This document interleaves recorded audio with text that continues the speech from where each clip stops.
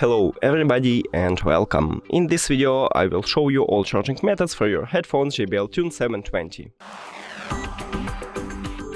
And the first one is to use an adapter and USB-C cable. So just connect adapter to the power. And USB-C cable right here at the right ear cup. We have USB-C port, so connect here. And we can see this LED light here, so it means that it's charging. And the second one is to use your phone. All you need to have is just a USB-C to USB-C cable. It looks like this. But if your phone do not support USB-C, maybe you should have Lightning to USB-C or even micro USB to USB-C. So just connect USB-C cable to your phone. And the second one to USB-C port on your right ear cup.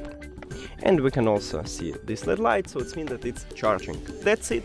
Thank you for watching this video. If you found it helpful, please consider subscribing to the channel and leave the like on the video. It's really important to us. See you later!